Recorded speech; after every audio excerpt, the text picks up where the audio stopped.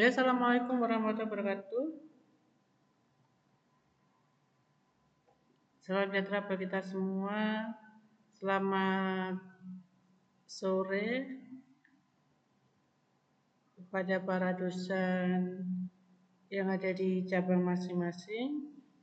Di sini ada Bu Heni Susinowati yang ada di STIE Kartosuro. Ada Pak Sukemi yang di Wali Kendal dan Bu Heni yang ada di Stekom Siliwangi. Juga Bu Kase yang ada di Stekom 605. Serta para mahasiswa yang ada di perkuliahan baik secara online maupun offline. Baik ya, pada hari ini kita masuk ke pertemuan 11 untuk mata kuliah akuntansi bisnis. Dari sini kita akan bahas mengenai surat berharga yang diterbitkan dalam akuntansi perbankan.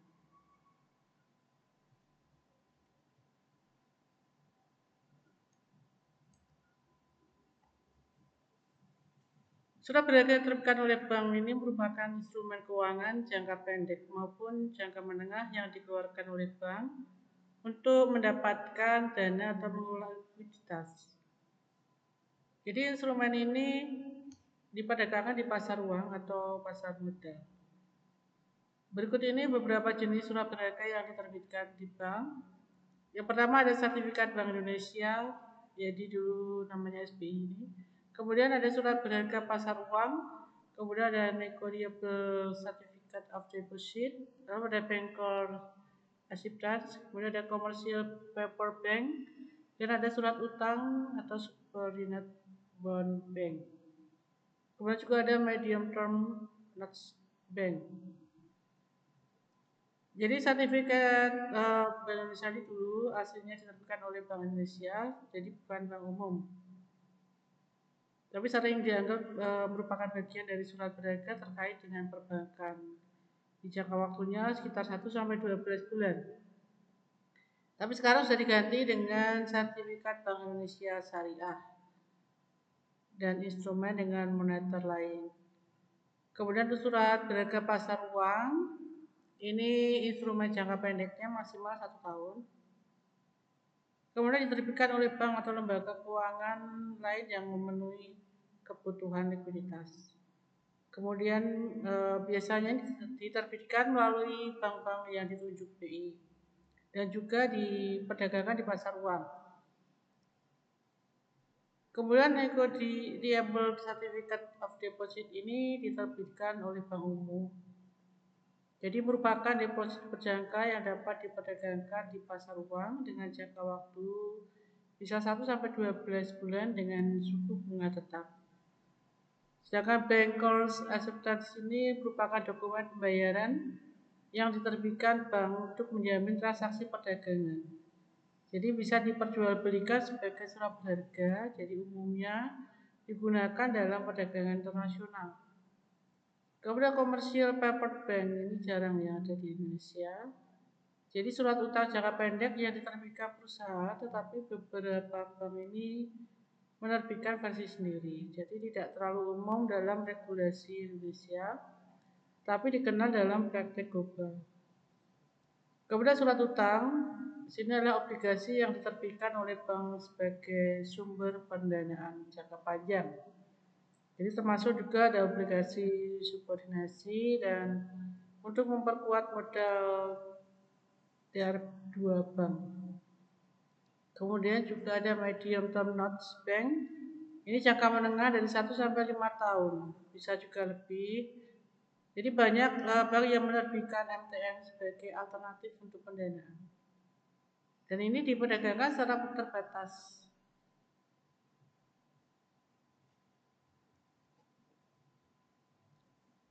Jadi surat-surat berharga yang diterbitkan oleh bank untuk dijual kepada pihak lain ini tujuan diterbitkannya. Jadi surat berharga ini adalah bagi bank dan dijual kepada pihak lain adalah untuk memperoleh dana pihak ketiga. Nah, jenis surat berharga pada umumnya di sini adalah SPPU ya, surat berharga pasar uang dan obligasi yang akan kita bahas di sini nanti.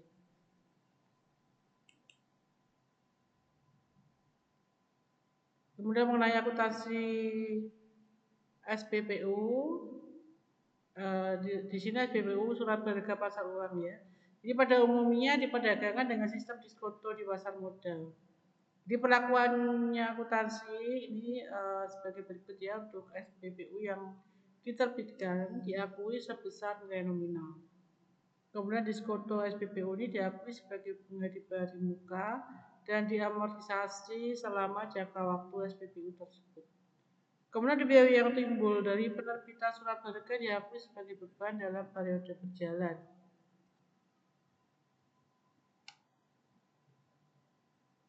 Jadi surat berharga pasar uang ya, ini instrumen yang jangka pendek kurang dari 1 tahun. Diperdagangkan di pasar uang ya, seperti ada sertifikat Bank Indonesia, ada sertifikat deposito, commercial paper, treasury bills, kemudian juga ada promissory notes. Ya. Jadi SPBU digunakan sebagai sarana investasi jangka pendek atau pengelolaan kas.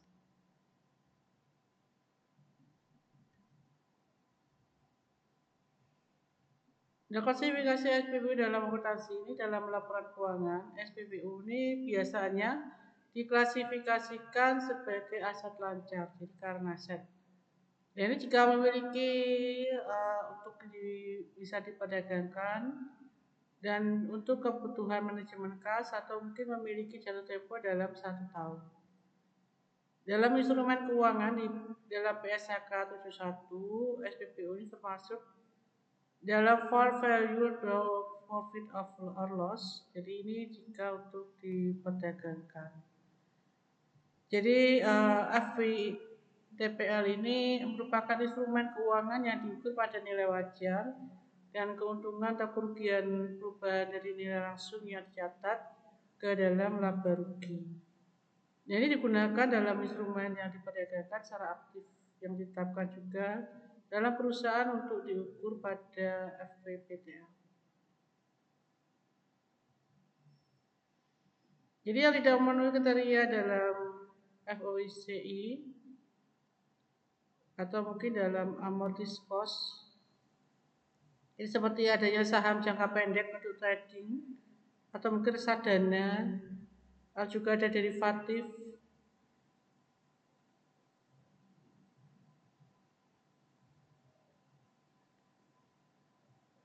Kemudian di sini ada FVOCI, Other Comprehensive Income. Ini merupakan instrumen keuangan yang diukur pada nilai wajar, tapi keuntungan dan kerugian dalam perubahan nilai tidak masuk dalam laba rugi, melainkan masuk dalam Other Comprehensive Income. Jadi terdapat 2 jenis, yaitu FVOCI untuk utang. Jadi syaratnya ini bisnis model, kemudian juga arus kasnya SPPI, salary payment of principal and interest. Kemudian untuk keuntungan atau kerugian nilai wajarnya untuk OCI bunga tetap, tapi bunga untuk kerugian penurunan nilai laba rugi. Kemudian ada biaya perolehan diamortisasi. Ini instrumen yang diukur sebesar biaya perolehan awal. Jadi lebih kurangnya amortisasi yang menggunakan metode suku bunga efektif. Ini dikurangi untuk penurunan nilai. Jadi syaratnya ini bisnis model, hold to collect, jadi ditahan sampai jatuh tempo. Arus kas harus SPPI ya, jadi ada pokok ditambah dengan bunga sandar.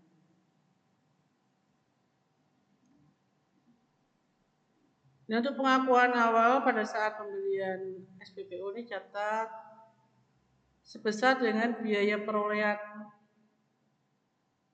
atau kosnya. Jadi adalah di sini harga beli tambah dengan biaya transaksi.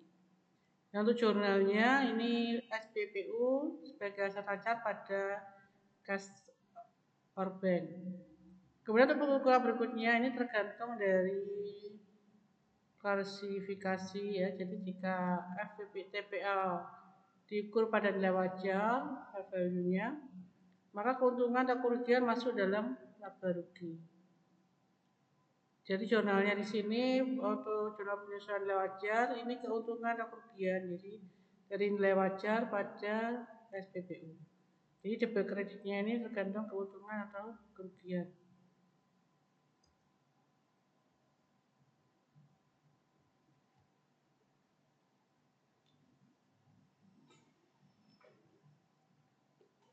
Jadi untuk aktivitas penjualan SPBU PT Bank Bukopin Tbk Tegal ini sebagai contohnya. Pada tanggal 12 Oktober 2011, PT Bank Bukopin Tbk Tegal menjual SPBU ke PT Bank Mega Tbk Tegal sebesar 200 juta rupiah dengan bunga 12% per tahun. Jangka waktu 3 bulan, jadi dari tanggal 12 Oktober sampai dengan 12 Januari 2012. Jadi hasil penjualan diterima melalui giro pada BI. Jadi perhitungannya di sini untuk nominal SPBU diketahui 200 juta. Jadi nilai tunainya itu dari perhitungan ini ya 365 itu dari 1 tahun 365 hari dikalikan dengan 200 juta nominal SPBU berbanding dengan 365 ditambah dengan 12% bunganya dikalikan 92. 92 hari ini jumlah harinya dari 12 Oktober sampai dengan 12 Januari. Jadi hasilnya di sini adalah 194.128.284 rupiah. Jadi bunga di bari muka dari nominal 200 juta dikurangi dengan 194.128.284 rupiah, hasilnya adalah 5.871.716 rupiah. Maka jurnal pada tanggal 12 Oktober giro pada BI dan bunga SPBU di bari muka pada SPBU diterbitkan dengan nilai giro pada BI 194.128.284 rupiah dan bunga SPBU yang di bari muka 5.801.716 rupiah. Dan nominal SPBU yang diterbitkan adalah 200 juta.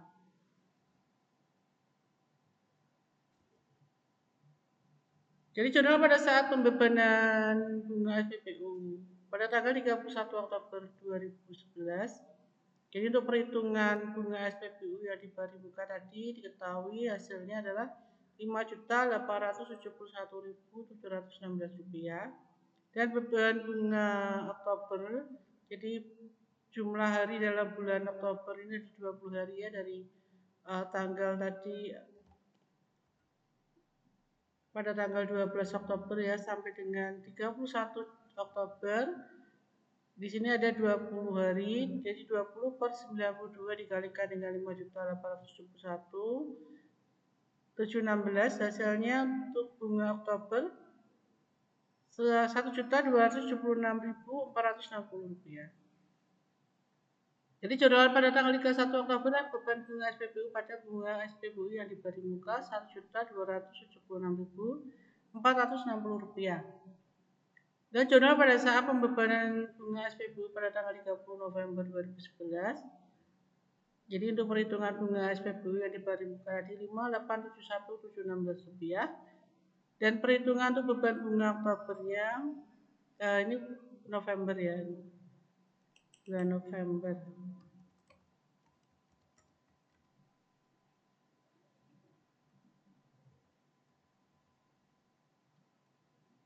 Yaitu perhitungan beban bunga November.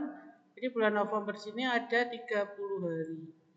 Ya, jadi jumlah satu bulan November ada 30 hari berbanding dengan 92 dikalikan 5.871.716, hasilnya 1914.690.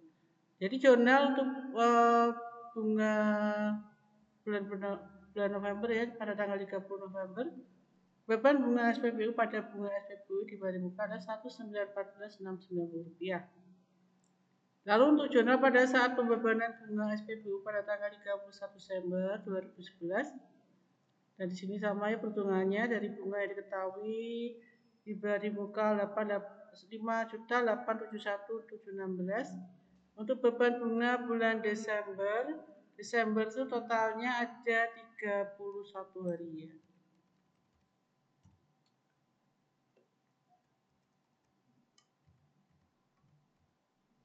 Di total jumlah hari dalam bulan Desember 31 hari.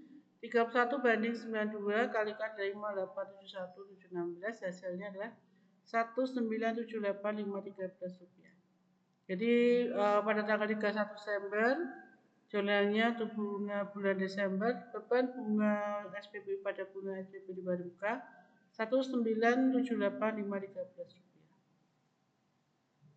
Jadi jurnal pada saat jatuh tempo SPBU ya di tanggal 12 Januari, ya tinggal dikurangi saja ya, dari total di badan muka bunga SPBU di badan muka 581.716 dikurangi dengan total bunga dari Oktober yang 20 hari dan November 30 hari dan Desember 31 hari. Totalnya ada 5.169.663 rupiah. Jadi bunga SPBU bulan Januari 2012 itu 702.053 rupiah. Maka jurnal untuk 12 Januari ya, untuk pembebanan bunga 12 Januari, beban bunga SPBU pada bunga SPBU di badan muka 702.053 rupiah. Dan untuk jurnal SPBU yang diterbitkan pada tanggal 12 Januari, SPBU diterbitkan pada giro BI 200 juta rupiah.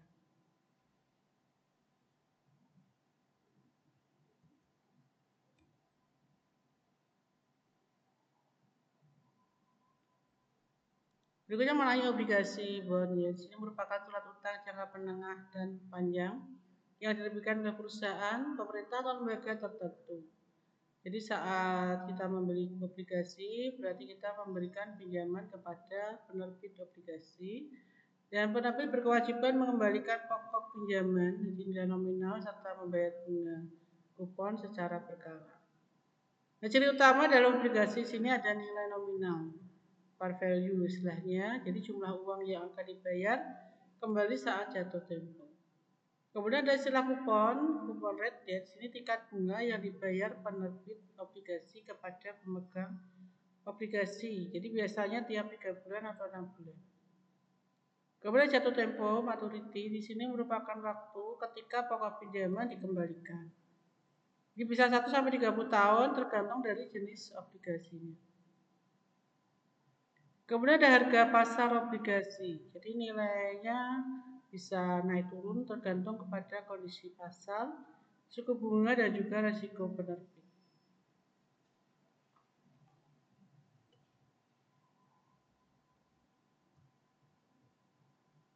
Nah, keuntungan dalam memiliki obligasi di sini akan mendapatkan pendapatan rutin dari kupon dan risiko lebih rendah dibanding dengan saham. Juga cocok untuk tujuan investasi jangka menengah sampai jangka panjang. Dan harga obligasi ini bisa naik sehingga memperoleh capital gain. Dan untuk risiko obligasi ini risiko gagal bayar, defaultnya dari penerbit.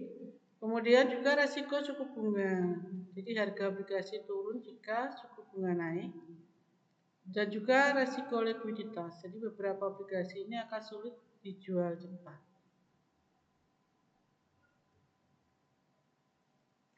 Kemudian akuntansi obligasi ya. Jadi dalam menentukan harga obligasi, emiten perlu mempertimbangkan tingkat bunga atau kupon obligasi, jangka waktu dan jatuh tempo serta keuntungan yang diharapkan oleh investor atau bond yield. Di harga obligasi ini merupakan penjumlahan present value dari aliran kas, biaya bunga ditambah dengan present value dari nilai pokok obligasi pada saat jatuh tempo. Dengan yield yang disyaratkan, biaya bunga obligasi akan dibayar setiap periode dan nilai pokok obligasi dilunasi setiap akhir periode saat jatuh tempo. Jadi rumus bila penerimaan bunga kupon setiap tahunnya. Di sini rumusnya menggunakan P sama dengan sigma T sama dengan 1. Jadi nilainya dimulai dari 1 ya. Di sigma PPN berbanding dengan 1 plus R pangkat N ditambah dengan CI berbanding dengan 1 plus R pangkat N. Jadi keterangannya di sini di mana P ini merupakan harga obligasi atau nilai sekarang obligasi. Dan N inilah merupakan periode atau jumlah tahun sampai dengan jatuh tempo obligasi. Sedangkan C ini pembayaran bunga kupon obligasi setiap tahunnya. R ini tingkat diskonto atau bond yield-nya. Dan PP ini adalah nilai pokok atau prinsipal obligasi. Untuk rumus bila penerimaan bunga atau kuponnya dalam setiap 6 bulan, maka rumusnya P sama sigma T sama dengan 1, PPN berbanding dengan R, K1 plus R per 2, ditambah dengan CI per 2 berbanding dengan 1 plus R per 2 pangkat N.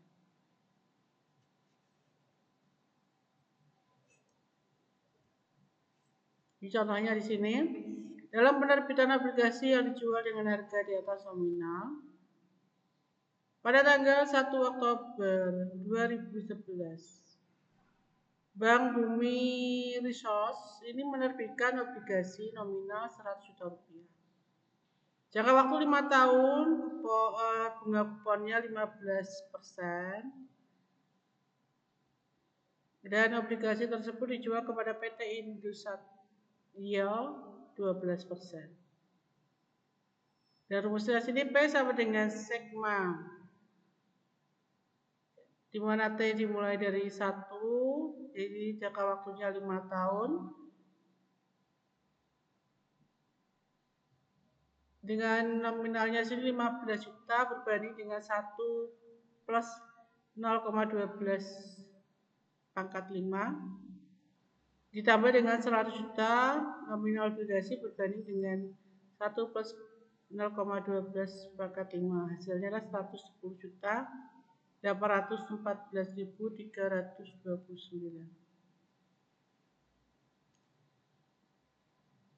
Kemudian nilai tunai bunga, untuk menghitung nilai tunai bunga itu dari sigma 15 juta berbanding dengan 1,12 pangkat 1, ditambah dengan 15 juta berbanding dengan 1,12 pangkat 2, ditambah dengan 15 juta berbanding 1,12 pangkat 3, ditambah dengan 15 juta berbanding dengan 1,12 pangkat 4, hingga 15 juta berbanding dengan 1,12 pangkat 5. Jadi total nilai tunai bunganya adalah 54 juta 71.643 ya.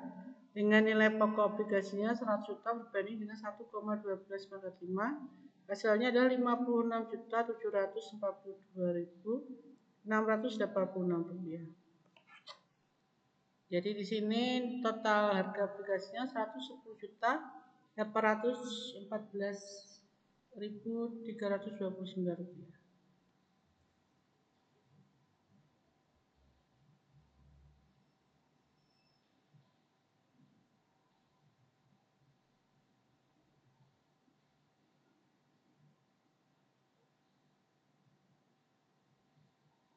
Jadi jurnal yang dibuat ya saat penjualan obligasi di tanggal 1 Oktober 2011, kas giro Indosat pada agio obligasi dan obligasi yang terpikat, di mana untuk kasnya 110 juta 814.329 rupiah dan agio obligasinya 10 juta 814.329 rupiah dan obligasi yang terbitkan senilai 100 juta rupiah.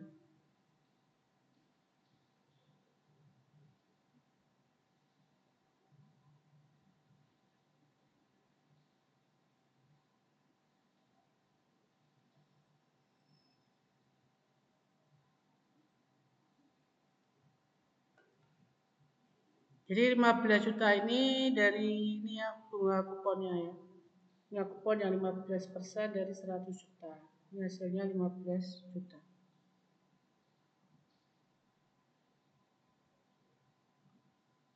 Jadi jurnal pada saat pembebanan amortisasi agio obligasi di tanggal 31 Oktober untuk perhitungan agio obligasi selama 5 tahun tadi 10.814.329 rupiah ya. Jadi dari ini ya 110 juta dikurangi dengan nominalnya 100 juta adalah 10.814.329 329. Jadi amortisasi 1 bulan ini 1/61 ini 1 bulan 60 itu kan 60 bulan 60 bulan ini kan untuk agio obligasi ini selama 5 tahun. 1 tahun ada 12 bulan. Jadi kalau 5 tahun ada 60 bulan. Jadi untuk mencari amortisasi 1 bulan ini dari 1/60 kalikan dengan agio yang diketahui hasilnya selama 5 tahun 10.814.329. Jadi untuk 1 bulannya menghasilkan 180.239. Jadi jurnal pada tanggal 31 Oktober itu agio obligasi pada income agio obligasi 180.329. Nah untuk jurnal saat pembebanan bunga obligasi tanggal 31 Oktober 2011, jadi perhitungan bunganya 15% dari 1/12. 1/12 1 bulan banding dengan 12 bulan dalam 1 tahun dikalikan 100 juta rupiah. Jadi bunga 15% ini dari 1 tahun ya. Hasilnya adalah 1.250.000. Maka jurnal tanggal 31 Oktober untuk pembebanan bunga, beban bunga obligasi pada bunga obligasi yang masih harus dibayar 1.250.000. Kemudian jurnal pada saat pembayaran bunga obligasi tanggal 1 Oktober 2012. Perhitungan bunga obligasi 1 tahun 12 kalikan 1.250.000 hasilnya 15 juta. Jadi pada tanggal 1 Oktober jurnalnya adalah bunga obligasi yang masih harus dibayar pada giro 15 juta.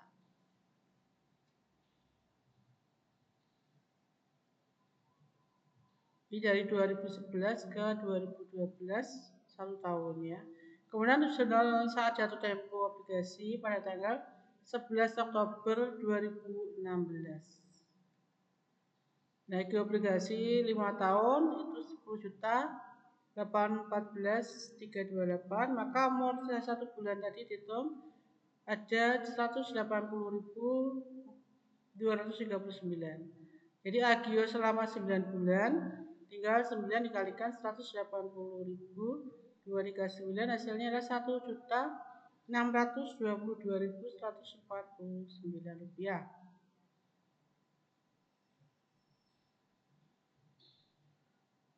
Nah untuk perhitungan pembayaran bunga obligasi selama 11 bulan, jadi bunga 15% dikalikan 11/12 kalikan 100 juta hasilnya 1.3750.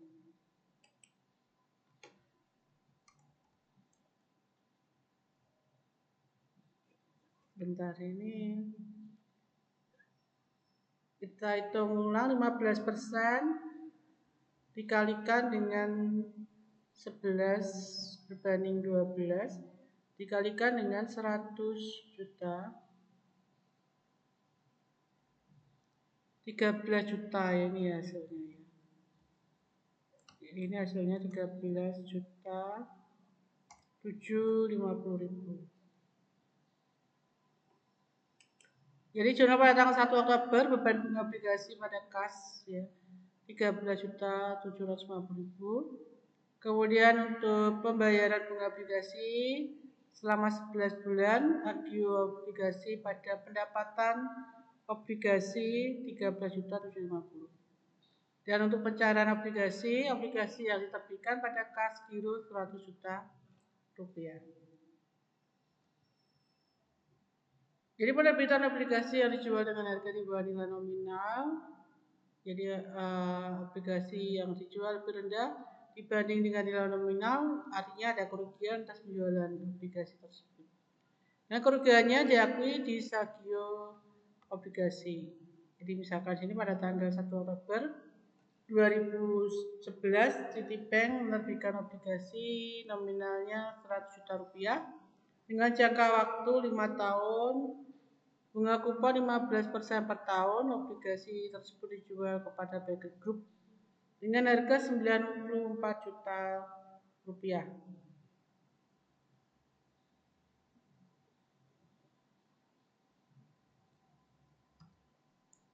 Jadi contoh saat penerbitan obligasi pada tanggal 1 Oktober 2011, inilah kas Bakery dan Disagio obligasi pada obligasi yang terbitkan. Di mana kasnya itu 94 juta dengan Disagio obligasi 6 juta dan obligasi yang terbitkan 100 juta rupiah. Kemudian jelas saat pembebanan bunga obligasi pada tanggal 31 Oktober 2011, itu tadi perhitungannya sama seperti beban Disagio obligasi dan Disagio obligasi sebesar Rp1.250.000. Ini perhitungan Disagio-nya ini 1/12 kalikan dengan 15% dikalikan dengan 100 juta. Regional pada saat amortisasi Disagio obligasi pada tanggal 31 Oktober, beban Disagio obligasi pada Disagio obligasi 100.000 dari 1/60 kalikan dengan 6 juta. Kemudian saat jatuh tempo obligasi 11 Oktober 2016, bunga obligasi yang masih harus bayar pada kas atau Giro Bakery 13.750.000 dari 11 kali 15% dikalikan dengan 100 juta. Jadi obligasi yang diberikan pada kas Giro Bakery 100 juta rupiah.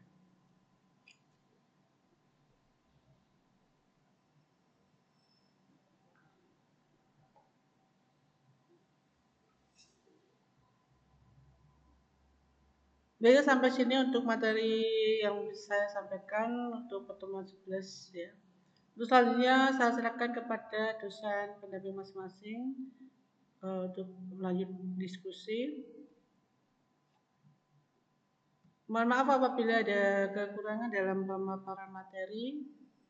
Salam sehat selalu, sukses buat semuanya. Terima kasih pada Bu Eni, Pak Kemi, Bu Eni, dan juga Bu Kasih, serta para mahasiswa yang mengikuti perkuliahan baik secara online maupun offline.